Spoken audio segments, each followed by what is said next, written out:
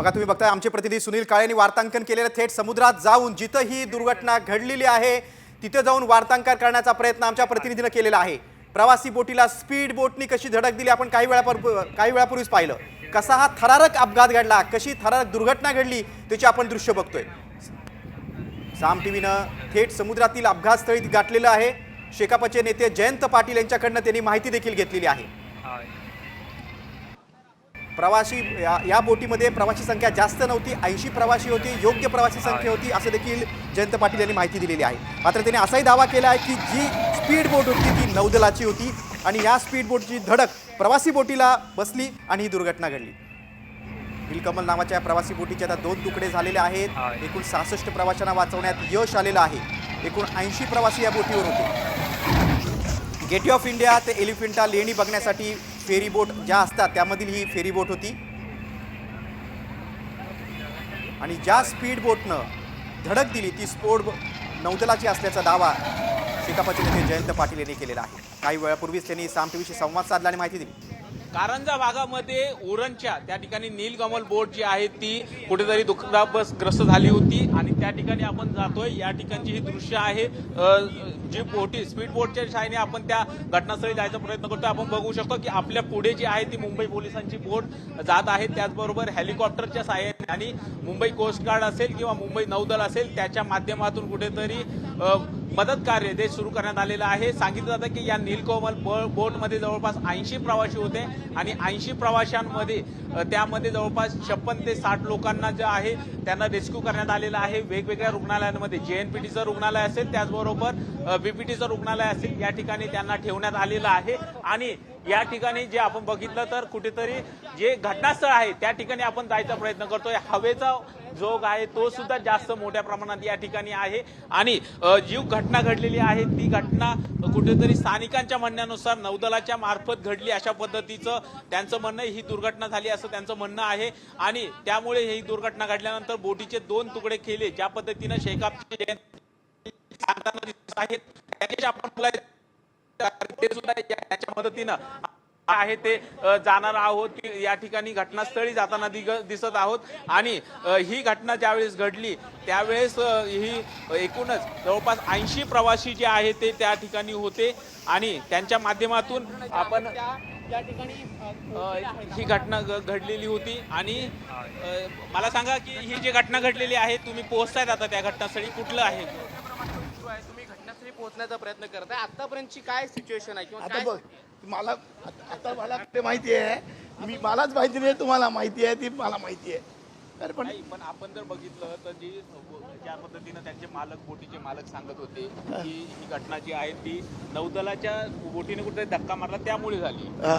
ते दाखवलं आणि व्हिडिओ दाखवला स्वतः त्याला, ज्या बोटीमध्ये जो पॅसेंजर होता किंवा त्यांचा ऑपरेटर कोण खलाशी होता त्यांनी पाठवलेला तो त्याचे व्हिडिओ होता। पण नाही, आता आपण बघितलं तर ते सांगत होते की जवळपास 80 लोक त्या ठिकाणी होते आणि ही घटना नक्की कुठलं जे लोकेशन आहे ते एक्झॅक्ट ते काय आपल्याला सांगता येईल? आता लोकेशनच्या ठिकाणी आपण चाललेलो आहोत, जे लोकेशन आहे ते बघून त्या ठिकाणी आज किती प्रवासी तिथे आहेत ते आणि त्यांना कशी मदत।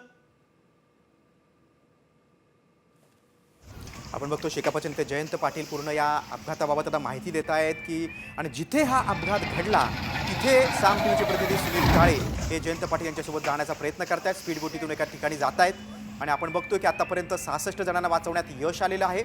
नीलकमल नावाच्या प्रवासी बोट आता तिचे 2 तुकडे होऊन ती दुर्घटनाग्रस्त झालेली आहे। नौदलाच्या स्पीड बोटीची धडक बसली, कसा अपघात झाला ते आपण पाहिलं। ही फेरी बोट होती, दैनंदिन फेरी बोट होती। गेटवे ऑफ इंडिया ते एलिफंटा लेणी या दरम्यान या बोटीचा दैनंदिन प्रवास असायचा आणि आज एका स्पीड बोटीची धडक बसली आणि ही नीलकमल नावाची प्रवासी बोट दुर्घटनाग्रस्त झाली। आता जिथं ही दुर्घटना घडली, जिथं अपघात घडला तिथे जाण्याचा साम टीव्हीचे प्रतिनिधी सुनील काळे प्रयत्न करतायत। एका बोटीच्या माध्यमातून ते तिथे जात आहेत। तिथं गेल्यानंतर आता कसं रेस्क्यू ऑपरेशन सुरू आहे, कारण अजूनही 11 जणांना वाचवण्याचे युद्ध पातळीवर प्रयत्न सुरू आहे। त्यामध्ये तटरक्षक दलाची एक टीम आहे, स्थानिक मच्छीमार आहेत, त्यानंतर नौदलाची एक टीम आहे आणि सगळ्यांचं एक संयुक्त आता ऑपरेशन तिथं सुरू आहे, रेस्क्यू ऑपरेशन सुरू आहे की 11 जणांना वाचवण्याचे प्रयत्न सुरू आहेत। मुंबई बघा समुद्रामध्ये जिथं हा आपण अपघात बघतोय घडला समोर जी आहे ती समोर पोलिसांची बोट आहे.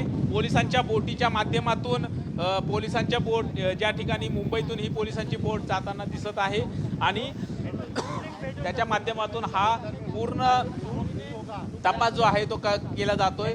वेगवेगळ्या यंत्रणा ज्या आहेत त्या केल्या जात आहेत.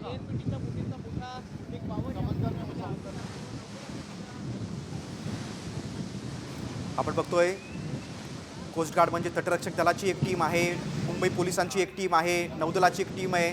या सगळ्यांच्या आता युद्ध पातळीवर जिथं अपघात घडला आहे तिथे 11 प्रवाशांना वाचवण्याच्या युद्ध पातळीवर प्रयत्न सुरू आहेत. हेलिकॉप्टरची देखील मदत घेतली जाते.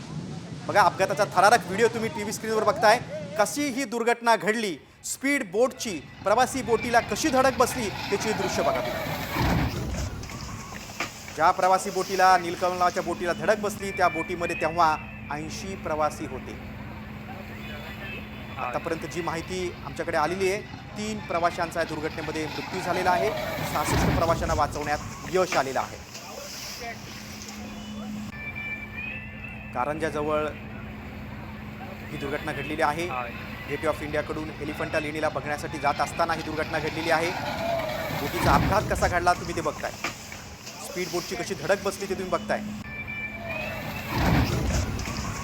मात्र एक शंका होती की प्रवासी जास्त असतील का, जास्त क्षमतेने जास्त प्रवाशांना घेऊन ही बोट जात होती का, तर तसं नाहीये. या बोटीची क्षमता 80 पेक्षा नक्कीच जास्त होती आणि सद्यस्थिती जी माहिती येते त्यानुसार 80च प्रवासी या बोटीमध्ये होते. स्पीड बोटीची कशी धडक बसली त्याची दृश्य तुम्ही बघताय. साम टीव्हीवर तुम्ही एक्सक्लुझिव्ह दृश्य बघताय. बोटीची धडक बसली आणि प्रवासी बोटीचे 2 तुकडे झाले. ज्यावेळी धडक बसली त्यावेळा 80 प्रवासी या नीलकमल नावाच्या बोटीमध्ये होते. त्या बोटीनी स्पीड बोटीनी पडते या ठिकाणी जुने ऑपरेटर आहेत या ठिकाणचे, त्यांच्या बोटीला मधोमध धक्का दिला असं समजतंय. आता आपण प्रत्यक्ष तिथे जातोय आणि त्यामुळे त्या बोटीचे 2 तुकडे पडले आणि बोट बुडालेली आहे आणि त्याचं बघण्यासाठी आपण बघा तुम्ही 2 दृश्य बघताय. साम टीव्ही समुद्रातील अपघात स्थळी आहेत. आमच्या प्रतिनिधी सुनील काळे होते साधारण त्यामध्ये. नाही, तिथे त्याच्यावर 80 लोक होती असं म्हणतात. बोटीची कॅपॅसिटी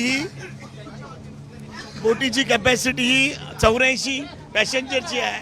पॅसेंजरचा लोडिंगचा इथे प्रश्न नाही आहे.